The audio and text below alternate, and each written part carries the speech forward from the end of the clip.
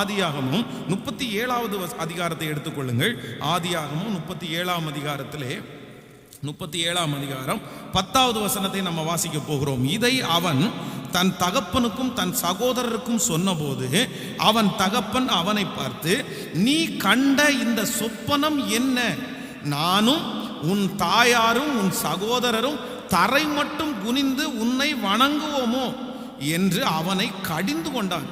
அவன் சகோதரர் அவன் மேல் பொறாமை கொண்டார்கள்.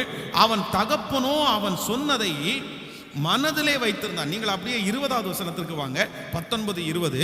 ஒருவரை ஒருவர் நோக்கி, இதோ சொப்பனக்காரன் வருகிறான், நாம் அவனை கொன்று இந்த குழியில் ஒன்றிலே அவனை போட்டு ஒரு துஷ்ட மிருகம் அவனை பட்சித்தது என்று சொல்லுவோம், வாருங்கள், அவனுடைய சொப்பனங்கள் எப்படி முடியும் பார்ப்போம் என்றார். ஆமேன் சொல்லுங்கள். நன்றாய் கவனிங்கள். யோசேப்பு இங்கே இருக்கிறான். யோசேப்பு ஒரு சொப்பனம் பார்க்கிறான். அந்த சொப்பனத்தை பார்த்து தன்னுடைய தகப்பனாரிடத்திலையும் தன்னுடைய சகோதரிடத்திலையும் சொல்றான், இந்த மாதிரி நான் ஒரு சொப்பனத்தை பார்த்தேன் அப்படின்னு. உடனே அவனுடைய சகோதரர்கள் எல்லாரும் அவன் மேல் பொறாமைப்படுகிறார்கள். அவருடைய அப்பா என்ன பண்றாரு அப்படின்னா அவனை கடிந்து கொள்ளுறாரு. நீ என்ன பேர் பார்த்துருக்கிற? நீ பார்த்த சொப்பனம் என்ன? உங்க அம்மாவும் நானும் உன்னை வணங்கணுமா? அந்த மாதிரி ஒரு சொப்பனத்தை பார்த்து வச்சிருக்கிற, இதை வேற எல்லாத்தையும் சொல்லிட்டு இருக்கிற. அப்போ தன்னுடைய சொந்த வீட்டிலேயே தான் பார்த்த சொப்பனத்தின் மூலமாய் அவனுக்கு ஒரு பெரிய எதிர்ப்பு கிளம்புது. நானும் பார்த்துருக்கிறேன். நம்மளை இந்த உலகத்தில் இருக்கிற யார் வேணாலும் நம்புவாங்க, ஆனால் யார் தான் நம்ப மாட்டாங்க சொல்லுங்களேன்? நம்ம வீட்டில் இருக்கிறவங்க மட்டும்தாங்க நம்ப மாட்டாங்க. நீங்கள் பாருங்கள், இவ்வளோ மணி நேரம் நீங்கள் ஜெபம் பண்ணுறீங்க அப்படின்னா உங்களை சுற்றி இருக்கிற நிறைய பேர், சிஸ்டர் நீங்கள் எவ்வளோ பெரிய ஜெப வீராங்கன்னு, பிரதர் நீங்கள் எவ்வளோ பெரிய ஜெப வீரன், நீங்கள் இவ்வளோ ஜெபம் பண்ணுறீங்களே, கண்டிப்பாக ஆண்டவர் உங்களை கேட்காம இருப்பாரா, அவங்க ஜெபத்தை கேட்காம இருப்பாரான்னு மற்றவங்க சொல்லுவாங்க. ஆனால் உங்கள் வீட்டில் இருக்கிறவங்க வந்து கேட்டு பார்த்தா, ஆமாம் ஆமாம் நீ ஜெபம் பண்ணி எனக்கு தான் கண்ட, உன் ஜெபம் என்ன பண்ணாது, உன் ஜெபம் கூரை எங்கே தாண்ட போகுது, நீ உன் ஜெபம்லாம் கூரையை தாண்டாது, நீ ராத்திரி முழுவதும் இல்லை காலையில் முழுவதும் அந்த சர்ச்சில் போய் உட்காந்து என்னத்தை தான் பண்ணுறியோ தெரில அப்படின்னு நம்முடைய வீட்டில் இருக்கிறவர்கள் மட்டும் நம்மளை என்ன பண்ண மாட்டாங்க சொல்லுங்களேன்? நம்பவே மாட்டாங்க. ஏதாவது ஒன்று ஒரு அவார்டோ இல்லைன்னா ஏதோ ஒன்று ஜெயிச்சுட்டு நம்ம வின் பண்ணிட்டு வந்தோம் அப்படின்னா 10 டைம் கேட்பாங்க, நீயா வாங்கினியா இல்லை எவனாவது பிடிங்கிட்டு வந்துட்டியா, எனக்கு என்னமோ உன் மேலே என்ன இல்லை. ஊரில் இருக்கிற எல்லாரும் வந்து நம்மை குறித்து, ஐயோ பிரதர் உங்களுடைய தம்பி இருக்கிறானே, பிரதர் உங்களுடைய அண்ணன் இருக்கிறானே, உங்கள் அக்கா இருக்கிறாங்களே, என்ன பிரதர் அது உங்கள் அக்காவா உங்கள் தம்பியான்னு கேட்டால் அவனா அவளா நீங்கள் வேற யாரையாவது பார்த்துருப்பீங்க. அவனுக்கு அப்படியெல்லாம் வராதே, அவன் அப்படியெல்லாம் செய்ய மாட்டானே. அப்போ அதான் வேதம் சொல்லுது, நம்முடைய வீட்டாரே நமக்கு சொல்லுங்களேன். அப்பதான் நல்ல செய்தியை கேட்டு நாங்கள் மனம் திரும்பிட்டோம் அப்படின்னு போய் பார்த்தா, உன் மனம் திரும்புதலை பற்றி எனக்கு தெரியாது, 1.5 மணி நேரம் மனம் திரும்புதரா. அப்போ அங்கேயே நம்மளை என்ன பண்ணுவாங்கன்னா மட்டம் தட்டி கிண்டல் பண்ணி உட்கார வைப்பாங்க. நான் சொல்கிறேன், நிறைய பேர் எதில் பாதிக்கப்பட்டிருக்கிறாங்க அப்படின்னா, தன்னுடைய குடும்பத்திலே இருக்கிறவர்கள் தங்களுக்கு விரோதமாய் கட்டின மதில் சுவரால் நிறைய பேரை தாண்டவே முடியல. நிறைய பேர் அப்படி, ஆமாம் நான் என்ன சொன்னாலும் இவங்களுக்கு ஒரு இது இல்லை, என்னை நம்பவே மாட்டேங்கிறாங்க, நான் எதுக்கு போய் அதை செய்யணும், நான் செய்ய மாட்டேன், நான் எதுக்கு போய் ஜெபிக்கணும், நான் ஜெபிக்க மாட்டேன், நான் எதற்காக உபவாசம் இருக்கணும், நான் உபவாசம் இருக்க மாட்டேன், என் வீட்டில் எனக்கு மதிப்பு இல்லை, என் வீட்டில் என்ன ஏற்றுக்கிறது இல்லை, என் வீட்டில் என்ன நம்புறது இல்லை, அதனால நான் செய்ய மாட்டேன் அப்படின்னு நிறைய பேர் ஒதுங்கிட்டாங்க.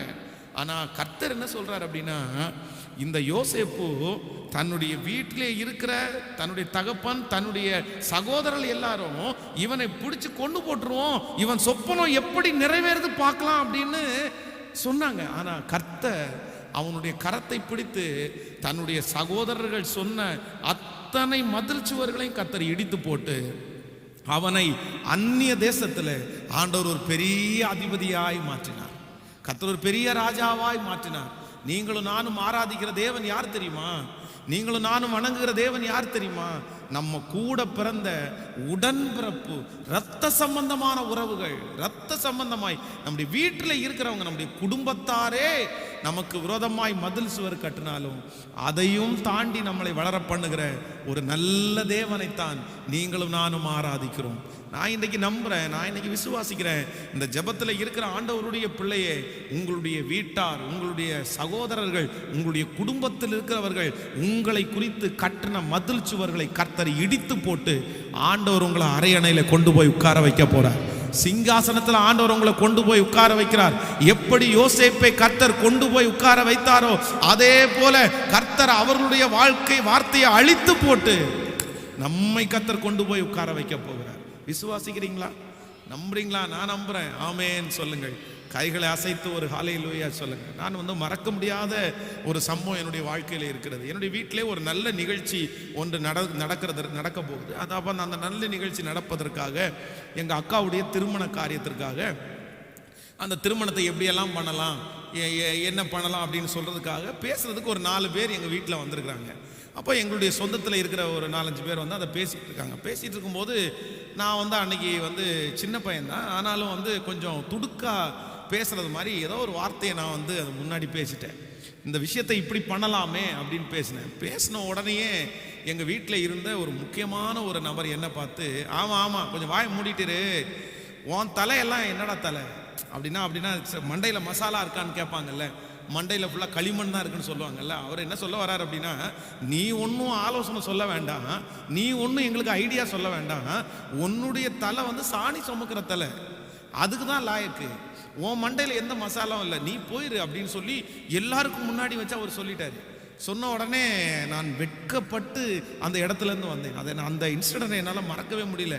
ஆனால் நான் நம்புகிறேன், அப்படி மண்டையில் மசாலா இல்லை, நீ உனக்கு என்ன தெரியும், இந்த தலை தாணி தொமுக்கிற தலை அப்படின்னு சொன்ன எல்லா சொந்தங்களுக்கும் முன்பாகவும் ஆண்டவர் கிருபையாய் ஆசீர்வதித்து கர்த்தர் ஊழியத்தை கொடுத்து அதை தாண்ட பண்ணி கர்த்தர் சிங்காசனத்திலே உட்கார வைத்திருப்பாரே. ஆனால் நான் சொல்றேன், இந்த ஜெபத்தில் கலந்து கொண்ட அந்த சத்தத்தை கேட்கிற உங்களுக்கு கர்த்தர் அப்படி செய்ய மாட்டாரா?